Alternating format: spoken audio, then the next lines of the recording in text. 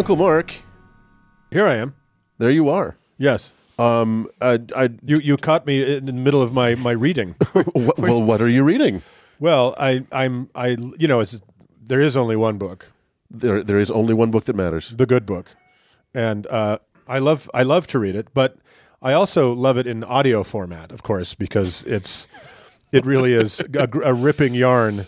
So it just depends on who they get to read it. And by the way, I don't know if you fellers, now Uncle Dan's sitting over there looking at us like, what the fuck is going on? But I literally tried. Have you guys seen that as advertised on TV, the Wonder Bible? Yeah. It's a little purple plastic. It looks like a little alarm clock or something. For someone who's too old to be able to figure out MP3s or anything or like that. Google Bible, audio Bible. Yeah. It's an audio Bible, right? And Yeah. I thought, oh my God, this should sponsor the show. And I'm like, Christians buy Bibles, but they don't read them. But atheists read them. They actually read the Bible. We read them as an act of self-defense. So they never responded. So if anybody out there has a connection to the good people at Ronco or Popeil or whatever, or whoever makes the Wonder Bible. You know what? You think they'd be desperate to find some more avenues because the first version of that thing, they got Gilbert Godfrey to read to read the quotes. Go ye to Galilee. Genesis chapter 2. What is this? 2 by 2. The animals came. It was wonderful. So now that you do that, I would pay money for that. Uncle Mark's impression of Gilbert Gottfried is the same as his impression of Alex Jones. I'm not sure. That was actually my Katharine Hepburn. Again, you've never seen the three of them in the same room at the same time. But you will. You will. Katharine Hepburn, voiced by Mark. Hello. I was married to Spencer Tracy. He was a hell of a lay.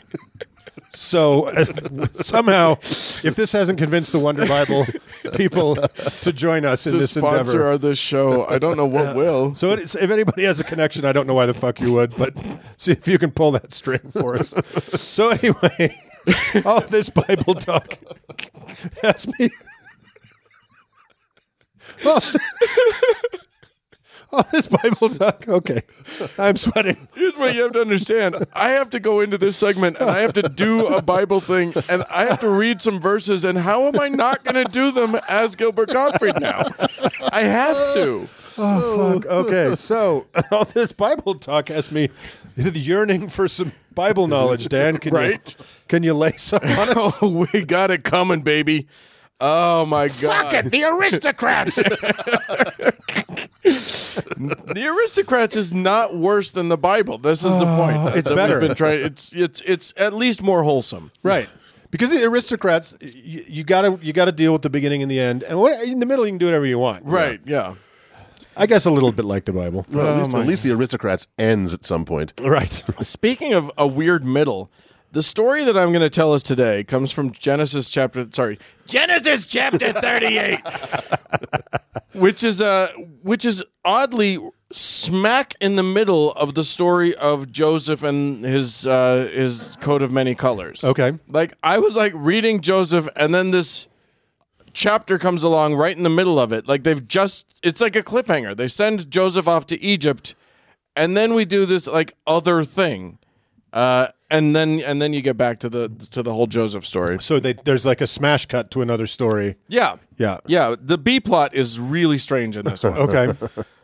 So this is the story of one of Joseph's brothers, Judah, who they were both sons of Israel? No, sons of Jacob. Jacob. So Israel was their grandpa. Oh, yes. We talked about this when we did the amazingly pointless story of Jacob and Esau. Right, exactly. Many shows back. Yeah. Yeah. Boy, amazingly pointless seems to be a theme, a running theme throughout this damn book. Yeah. Here we are. So Judah has a bunch of kids, as all these people. These were prolific child makers. Mm-hmm. These men, because they had lots of wives and whatever. And so, Judah. I like the story of Judah and his courtship, which was, and Judah saw there a daughter of a certain Canaanite whose name was Shua, and he took her and went in unto her. Boy, there's a lot going on there. She got a name. Yeah, Yeah. That's a moment. That's a that's a red letter day for a Bible woman. Right. And this is, of course, BC, before consent. Yeah, truly. Oh, funny. He took her and went in unto her, Yep. which in Bible speak, in at least in King James Bible speak, means he married her and got laid. He bought her from her father. Got his son. exactly. Got himself some. Yeah. And she conceived and bare a son. All of this sounds like it happened like in the span of 3 minutes, by the way. The way it's written is very odd. She conceived and bare a son and he called his name Well, in Bible time, a minute is a day, right? Right, yeah. does that work? Yeah, I don't know, but 40 days and 40 nights is 12 years, and This is why we need the Wonder Bible. this is why we need it. Yeah. I do love that there was a guy named Just you are, right? E-R. E-R. And then the next name I'm going to skip because you'll recognize it All right. a little bit. Well, no, okay. And she conceived again and bare a son, and she called his name Onan. We know now- about this guy. And now we've tipped our hand a little bit here. Hey-o. No pun intended. So goes on to take a wife. All of this, again, in that same 3-minute period. Goes on to take a wife whose name was Tamar, and Judah's firstborn, was wicked in the sight of the Lord, and the Lord slew him. Oh. A baby. No, he's somehow he's managed to get full grown and He's 3 minutes old at this point. taken him a wife. Right. But he was wicked and got slew. All right. God just straight up put a cap in his ass. So Yeah, All right. that So far- seems to be happening. so far, it's just another day in the Old Testament. Right. But usually God uses like a flood or a plague. Yeah, Kind of uses a sledgehammer Or rather like than a scalpel. how many guys have we read about that the Lord is displeased with, and they go on to live like long and healthy lives? True. But this guy, the Lord, it doesn't say how, but he just Do you think people that lived in Old Testament times were like, oh, I can't wait for Old Testament times to be over? That New Testament time sounds like milk and honey. that was what all the prophecies were about. Yeah. Have you read Isaiah? It's just, boy, we can't wait for these Old Testament times to be over. Yeah. What page does that happen on? Are we there? We're getting there. It's something that the people in the Old Testament and the people reading it have in common. Yeah, exactly. Can't wait. So has been slew, and Judah now says to his second son, Onan, you got to go take your brother's wife and marry her and put some babies in her. But he didn't like this because somehow in Judaic law, that meant that those babies were babies. Oh. They were not Onan's babies. Now, if someone, even without a knowledge of genetics, if someone can explain to me how the fuck that happens, great. But that apparently was how it was. So Onan was not down with that. You think they had they must have understood man plus woman, sexy time baby. Right? Yeah, that much they They got. should know that much. They got that much. Right. They didn't understand any of the mechanics of how that worked. But so they thought it wasn't just a legal thing. It was Er's baby. These would be Er's children. Somehow, Okay. it doesn't explain it in any kind of detail. Now, And, ancient Judaic scholar though I am, I don't know. There's a possible workworkaround here to make Okay. them his children, which is to hold up striped sticks. if you no, the stripes are wrong. At this point, you got to do. You hold up an image like on a stick of yourself. But you can't because graven images are of course forbidden. Oh my God. This is so hard. So complicated. And it's a Friday. So he figured it all out. Okay. He as we all know this story, he invented the pull-out method, which is every time he fucked the girl, he just let his semen squirt. A Onto the 100% effective form of birth control. Try it at home, everybody. The rhythm is going to get you. If I've said it once, Is that what that song's about? it is. The I rhythm feel like method. that's Gloria Estefan would not lead us astray. No, the Miami Sound Machine was very about strangely ineffective birth control set to a Latin beat. That's Miami Sound Machine is what I call my penis. It just makes a horrible sound. because of the sound it makes, which is not good. And remember, if you smoke after sex, you're going too fast. So dumb. Dirty dad jokes. Dirty dad. Hashtag dirty dad jokes. Well, so Onan found his workaround. He got to fuck her and didn't have to raise somehow his brother's kids. But He spilled his seed upon the ground. he did spill his seed upon the ground. And this, by the way, is the moment in the Bible. It is like one verse upon which all of the Catholic banning of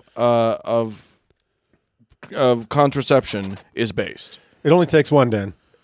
It only takes one verse. It really does, Yeah. and this is it, and it's crazy. But apparently, it's very clear that the Lord did not Right. approve of this, because guess what the Lord did? He turned to the book of Python where it says every sperm is sacred. Right. He did, and then he slew Onan.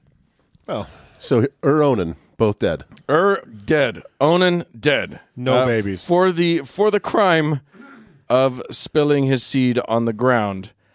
So now what you've got is Tamar, a wife of two and mother of none, who is now she's in a bit of a bind because she's kind of a black widow. No doubt. there's a problem here. Yeah, exactly. The Lord slew these guys? Yeah. I don't think that was the Lord. There was a common denominator in this. Anyway, now it's Judah's youngest son's turn, but he is too young to be married at this Does he point. have a 3-syllable name? It's Onan and And what is his name? I forget. Hang on, I can look it up. I can find this. I think it's Shabadoo. Shabadoo. And it is Shabadoo. It's Shelah. Oh, well. I was close. My theory fell apart. Yeah. Well, there you go. The conspiracy. You'll have to come up with a totally different We conspiracy. wouldn't be theory. fucking this up if we had the Wonder Bible. Sorry. And he turned to her under her, by the way. And he spilled his seed on the ground. Like you do. And then the wife came and she did a trapeze act in which. Wait. Oh no. This isn't the Aristocats. How about patron only content where I read requested Bible passages as Gilbert Gottfried? You and I will do competing Godfrieds. Gottfried versus Gottfried. It's the Bible Smackdown. That's right. If you guys want that, go to Patreon and we'll do it. We Yeah, will. we will. We're threatening. Anyway, so the youngest son is far too young. So Judah says, who is her father-in-law, says, "Go back to your dad's house, live there for a while, and then when the time comes, I'll marry you off to my youngest, and he'll apparently knock you up with my oldest son's kid." The youngest is like, sweet. Yeah, right. This is great. It's a good deal for me. This is fabulous. I mean, it's Old Testament times. I guess you take what you get. right. Curse these Old Testament times. Yeah. Off she goes, and then, time passes. The kid grows up. She's not getting a telegram. She has not heard back from her father-in-law about, like, hey, come marry the boy now. Right. And she's getting itchy. Mostly because it's apparently not okay for you to just be an unmarried woman in these olden times. Sure. So she hatches a plan. It's a good one. Her father-in-law is going to be in town or be near their town, her town. Judah is coming. He's coming with a buddy, and they are going to be, I don't know, something with sheep, something with goats. They're going to do something. Again, just another day that ends in a testament. Yeah, exactly. So her plan is They got goat business. They got goat business. yeah. Which means mind your own fucking business. right. Yeah. It's something about sheep shearers conference, I think. Right. And so they're going to go to that, and she knows how conferences work, so she takes off her widow's gear Everybody goes to the bar. and she puts on a veil, Right. and she decides to play hooker, Sure. which is an interesting thing to do.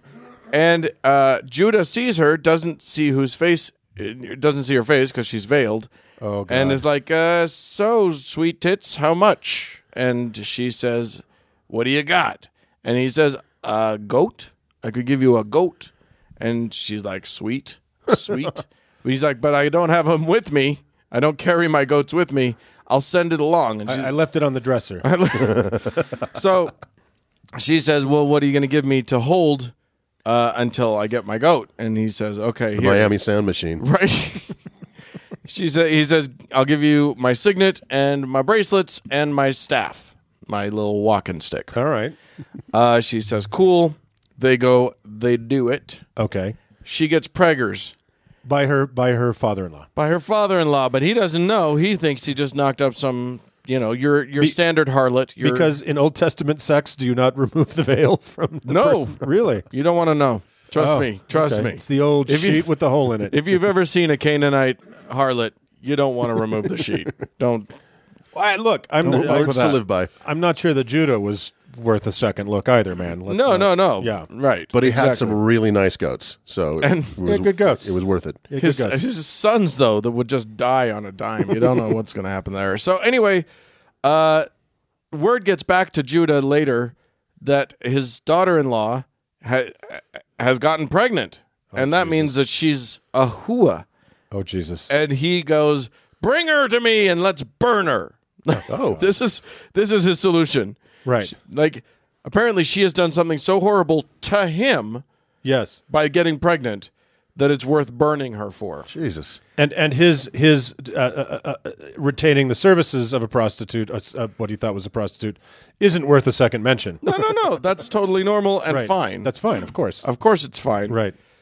But here's the trick. Oh, I forgot to say. He tried to send his buddy with the goat to pay her.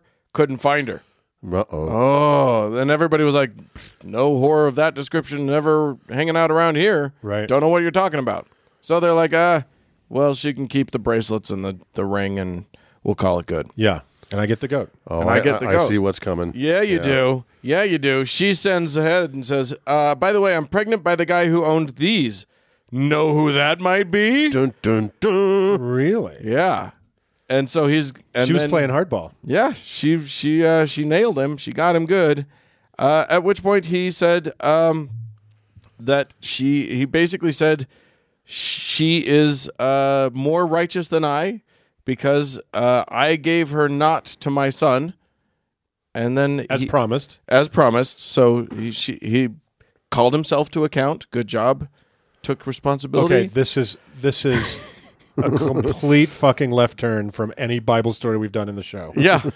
Somebody fucking cops to something, accepts responsibility. Like, this is not anything we've explored before. I know. Is somebody doing in an Old Testament adjusted for Old Testament times way the right thing? Right. But so how does it end? He still cuts her head off. Right? Nope. He Stabs her with a tabernacle. Right. No, she gives birth to twins. And this is the moment that I remember reading about, and it's inexplicable to me. Because one of them is a goat. Hail Satan! One of the twins is being born, and its hand comes out, and the midwife pauses the birth to tie a scarlet around that hand to mark him as the oldest, because super important. Yes. Then somehow, Especially in this family. the hand goes back inside, God! and the other baby comes out first. Oh my God. And then the first baby with that eager hand then comes out. Pretty sure that's not how twins works. Pretty sure that's not how like cervixes work or whatever. But I don't know. You guys tell me. We'll get Dr. D in to talk about that or some about twin fighting. about one arm coming out Just and his then arm coming out, like grasping around for a minute and going back yeah, in. exactly. Yeah. Oh. Maybe he was just like, fuck it, it's Old Testament times out there. I'm not coming out. I'm going back in. Somebody tied something on me. I'm not coming out into this. And then, strangely, the end. I don't know. Then we get back to the story of Joseph. Right. So there was a brief moment of, oh my God, somebody in the Bible doing the right thing Yeah. in a fucked up way, and then the way most Bible stories end, in a pointless dismount. Right. Yeah, exactly. There was. Did she get married to the youngest son? No. Did Judah himself marry her? Now that he's, did he? Wait, is Judah his own grandpa? We don't know. There's no way of knowing. With this. by Jewish law, I think Judah just sired his son's kids, and therefore he's So when God he's tells, his own. He's their He's his own uncle, or he's his own grandpa. nephew. He's grandfather to his own children. Well, and so someone did a semi-right thing in this story. right. This story also contains, in the Bible, there's probably a handful of verses responsible for most of the suffering that religion, Christianity, and Judaism has imposed on the world. Right. One of those is in this story. There is no. Yeah. Exactly. There are people suffering in Africa because the Catholic Church is trying to deny them condoms. Yep. yeah, The AIDS crisis is epidemic because of this. because one verse says in a subplot of a dumb story. in which God becomes so fucking pissed off that a guy accidentally or purposefully shot his load onto the ground that he kills him. Yeah. Right. All right, morals, people. Yeah. This is how you learn The them. wellspring of morality here. If we have not convinced you, the good people of Wonder Bible, what will it take? What will it take? We'll re-record the whole thing for you in the voice of Gilbert Gottfried. As Sean Connery. We'll do all of our He impressions. spilled his sheet upon the ground. I'll do my Moneypenny. George W. Bush. It'd be great. All right. Well, I think we've all taken a little bit of nothing from this. So, Yep. So enjoy so that. thanks, Uncle Dan, and I guess you're welcome, and let's move on. let's move on.